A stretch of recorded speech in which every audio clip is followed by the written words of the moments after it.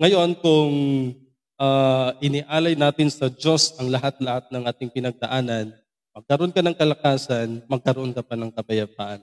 So, ang ibig sabihin, ang kapayapaan ay choice. Ang kapayapaan is a choice of living. Naintindihan niyo ba ito? Na ang magbubunga ng tunay na kapayapaan kung pinili mong magkamit ng kapayapaan. Ako, for example, bilang pari, ako kasi ayokong humawak ng pera, ng mga material, para secure ako eh. O kumbaga, yung throne of temptation, ayokong panghawakan yan para secure ka sa temptation. So yung mga ganyan. So ibig sabihin, magkaroon tayo ng totally peace of mind o kapayapaan sa mundong ito sa panahon na mas, di ba, prevention is better than cure. Di ba? Sabi natin, kung alam mong magulo, so wag mo nang puntahan. wag mo nang Huwag mo nang subukan. Alam mo nang magulo dyan eh. Huwag mo nang subukan. So, mangyayanig sa buhay ng taong kapayapaan dahil mas pinili mong maging mapayapa. Okay? So, parang ganon. So, mga kapatid, ang kapayapaan ay hindi mabibili ng pera, hindi sa makita ng isang decision lang, at talagang pamamaraan ito ng buhay o lifestyle, paano maging mapayapa sa mundo ito. At mararanasan natin ang kapayapaan sa spiritual enlightenment. Ano bang ibig sabihin ng spiritual enlightenment? Tingnan mo yung mga Buddhism. Ano ang pamamaraan ng Buddhism? Sila ay spiritual talaga eh. Mas pinili nilang nasa bundok, manahan. Ano bang meron dito sa syudad? Maingay na daw ang syudad, magulo. So, ang mga Hindu ay mas pinili lang nasa pinakabundok. Di ba? Kung gusto mo maging mapayapa, umakyat ka sa bundok. So, maramdaman nyo ang kapayapaan. So, yun ay pamamaraan, paano natin magkamit. Pero ang tunay na kapayapaan is spiritual enlightenment. Ito'y kaloob ng Diyos. At kung, maganda itong sinabi sa aning unang pagbasa, kung iputong mo sa iyong ulo ang kuruna ng kadakilaan ng Diyos, ay matatamasa mong kapayapaan. Kung ikaw ay tapat sa Diyos, magbubunga ito ng kapayapaan, katwiran, katapatan. Kaya mga kapatid, ang kapayapaan ang pinakamainam. Di ba si Solomon, sabi niya, ang pinakamahalaga sa lahat ay karunungan. Tama naman. Kasi kapag ang isang tao ay walang alam sa mga bagay-bagay, maaari siyang ibabagsak. Pero mga kapatid, for long last at sustenance for survival, kailangan mo rin ng kapayapaan. Kailangan magkaroon tayo ng peace of mind sa isip natin, sa puso natin, para maging malakas at maging panatag ang tao sa daigdig na ito. Kaya ang kapayapaan ay pinakamainam, pinakamabuti na dapat makamit ng isang tao para maging maayos maging panatag ang ating kalooban. Di ba sa mundong ito, puro na lang pag-alala. Mga pag-alala na lang ang nangibabaw at naghahari sa buhay ng tao. So, sa gospel natin, may binanggit si San Juan, isang pamamaraan para magkaroon tayo ng tunay na kapayapaan, una pagsisihan at talikdan ang inyong mga kasalanan. At sabi niya, pabinyag kayo upang kayo patawarin ng Diyos. So, mahalaga ba ang pagsisisi? Mahalaga ba? Halimbawa na lang natin, paano kung ang dami mo ng bagahe sa buhay? May nangyari dito, may nangyayari dyan, may nangyayari pa, may mangyayari pa. Alam niyo, lagi ko itong binabanggit na ang buhay ng tao sa mundong ito is situational. Ang ibig sabihin, kailangan mong ma-resolve ang isa kasi bukas meron na naman. Na-resolve mo, bukas meron na naman. Hanggang mamatay tayo sa mundong ito, problem-solving situation ang tao. Kaya dapat na-resolve na tayo dito na ang buhay pala ng tao is situational. Na ibig sabihin, may nangyayari, na-resolve, may nangyayari, na-resolve, may nangyayari, na-resolve. Ganun lang. Kaya kapag naintindihan natin yung buhay ng tao, kung ano ang tao, ay di maging papanatag ang tao sa daigdig na ito. Kaya ang unang option para makamit mong kapayapaan is, binanggit naman di ba sabi ni Kristo, kung nagkasala ang isang tao, anong dapat mong gawin? Pabarangay ba? Kasi tayo barangay agad eh. Ang binanggit ni Kristo ay kausapin mo muna siya. Ngayon, kung nakikinig sa iyo, ay di-resolve na. Ngayon, kung hindi pa rin nakikinig sa iyo, ang pangalawang option mo ay magdala ka ng isa pa. Baka yung dalawa o tatlong nakipag-usap ay maging maayos na siya. So ngayon, kung hindi pa rin na-resolve sa dalawa o tatlong pakikipag-usap, ipabarangay na ba natin? Hindi pa rin. Ang binanggit ni Kristo ay ipa sa Diyos mo yung puntahan mo ang simbahan, ang iglesia. Ang ibig sabihin, the Father o mga spiritual leaders ang magbigay ng payo o advices kung anong dapat gawin. So ngayon, kung hindi pa rin, ipa sa Diyos mo na. Kasi ang Diyos ay may kapangyarihan para hipuin ang kanyang puso, ang kanyang pag-iisip tungkol sa mga bagay-bagay.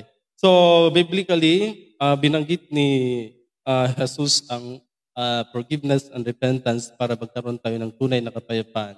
At mahalaga ang pagsisisi para maging mapayapa ang ating buhay. Okay? Agree? Baka sabi nyo, agree. Dapat gawin natin kasi alam nyo ba na ang pagiging punong-puno sa daigdig na ito o maraming pinagdaanan, nag-create ng sakit. Ay may mga taong stress, depression at mental anxiety disorder. Akala natin okay lang makaproblema. Yes, okay makaproblema, pero dapat ayusin mo yon. Kasi kung 200 na ang issue o nangyayari sa buhay mo, mabigat na yan. Baka hindi ka makakatulog. Kaya minsan depression ang naging result. Kaya maganda ito na sa panahon na may nangyayari sa buhay ng tao, pagsisihan, ayusin, forgiveness, at mas maganda na kung natutunan mo na yon, iwasan mo na. Parang ganon. Kasi tunay na kapayapaan ang maging bunga sa panahon na na-resolve na natin yan. Okay? So, hindi maging buo muli ang tao sa panahon na marami pa tayo mga unresolved issue. Ano ba yung mga unresolved issue?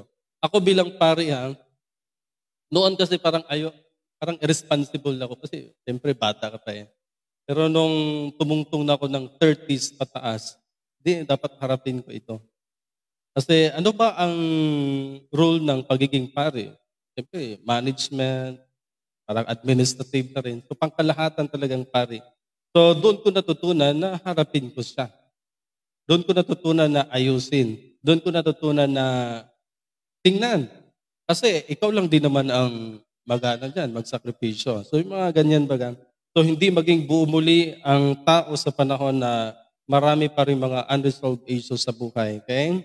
So kapag na-resolve na ang mga nangyayari, maging komportable na tayo. Okay? Sa pagsasaayos ng gusot sa buhay, maging mapayapa ang ating pamumuhay. Dahil una, patatawarin tayo ng Diyos at ibibigay niya sa atin ang tamang daan. Ito pa ang problema, na kapag maraming nangyari sa buhay ng tao, hindi natin alam kung anong dapat gawin. Natatakot pa tayo. Natatakot pa tayo sa mga sitwasyon. So sa pamamagitan ng pagsisisi, ay patatawarin tayo ng Diyos. Ano pang kayang ibigay ng Panginoon? Palakasin ng Panginoon ang ating kalooban ay meron tayong tapang na ayusin at harapin ang isang bagay. So maganda po yon. Kasi sa pagdating ni Kristo, mapalad tayo kasi hindi judgmental si Jesus. Siya ay mahabaging Diyos, mawaing Diyos. At kung titingnan natin, ang dapat lang gawin ng tao sa gospel natin, anong sinabi ni San Juan, na ayusin ang daraanan ng Panginoon. Paano ba ayusin ang daraanan ng Panginoon? Alam niyo ba na hindi makakapasok sa isip, puso ng tao kapag maraming nangyari sa buhay ng tao? Kaya paano natin ayusin yung daraanan ng Panginoon? Okay. Hindi makakapasok ni makakadaan ang presensya ng Diyos sa puso o isip ng tao sa panahon na hindi pa tayo nagsisisi o hindi natin naayos mga pagkakamali, ay mahirap makita ang solusyon o kapag ayaw mong tanggapin na nagkakamali. So mahirap yan. Kaya may mga taong hindi nila nakita yung solusyon kasi hindi pa tanggap yung mga pagkakamali. So sa gospel natin, we are advised by God to repent and to forgive, to have peace. So yun lang pala ang the best way para magkaroon tayo ng kapayapaan at tanggapin natin. So by virtue of baptism, pangalawa, by virtue of baptism and faith in God, ang kapayapaan is absolutely be given. Ano bang ibig sabihin diyan? Nasa atin na pala ito. Di ba nung si Jesus ay nabuhay muli, sabi niya, peace be with you. Tanggapin ninyo ang kapayapaan ng Diyos. Given na kung saan sa panahon na tinanggap natin na tayo nagkakamali at tinanggap natin ng Diyos, doon na magkaroon ng maluwag ang iyong kalooban, ang iyong puso, ang iyong pag-iisip. So, ibig sabihin, dahil bininyagan tayo at sumasampalataya kay Kristo, malaya tayong makasumpong muli. No, maganda ito na sa pamamagitan ng bautismo at pananampalataya sa Diyos, makakatagpo tayong muli, maging maayos muli. Ito yung pinaka-advantage sa panahon natin kasi sa pananampalataya, binigyan tayo ng pag-asa, hindi lang isang pag-asa, maraming pag-asa, maraming pagkakataon para maayos kung anuman ang nangyayari sa buhay ng tao. So dahil sa pananampalataya, mangibabaw ang pag-ibig, pagpapatawad, pagyakap muli, gusto natin na maging buo muli. So dahil po yan sa binyag na tinanggap natin at pananampalataya. So all in all, madali sa atin ang makapagsimulang muli o panibagong buhay o pag-asa dahil sa bautismo at pananampalataya. So yun na yung panahon natin. Itinuturo na sa atin ng Diyos, maging si Kristo, paano makamit ang tamang daan, paano makita ang katotohanan, at paano maging masaya, maging ang buhay natin sa mundong ito. So, huwag tayong matakot. Huwag tayong huminto na harapin o hanapin ang kapayapaang tunay na kaloob ng Diyos. Kaya bago natin makita yung katotohanan, yung buhay at kapayapaan, mas maganda sa tao ang magpakababa sa harap ng Diyos. Good points din yon. Kung nagpakababa tayo sa pamumuhay, mas madali sa atin yung tunay na kapayapaan. Kasi, yun nga, ituturo ng Diyos ang pamamaraan at mauunawaan mo ang mga pangyayari. Kaya doon pumapasok yung best solution sa tao kasi naintindihan mo na. Kapag hindi mo naintindihan, hindi mo makita ang tunay na pamamaraan o solution. So, lumalakas muli ang loob ng tao kasi meron tayong pananampalataya. So, maganda po yan. Huwag nating kalimutan, lahat tayo nagkakamali. Kaya sabi ni Kristo, ang may karapatan sa babaeng ito na bumato ay yung walang pagkakamali. So lahat tayo nagkakamali at ang tao ay prone ng pagkakamali. Isa pa ito sa mga dapat nating unawain dahil pumasok sa atin yung masamang espiritu. Meron tayong tunay na espiritu ang Diyos at itong mapaglinlang na espiritu ang diablo. Nung nagkasala si Adan at Eva, nasa atin na ang pagkakasala, yung mga pagkakamali. Kung baga, nasa isip natin, for example, kahit si Father, may masamang pag-iisip. Kahit si Bishop, merong masamang pag-iisip. Kasi nasa atin for example, malaking halagang pera. Alam niyo ba, 99% ang tao talaga ay matitempt sa pera.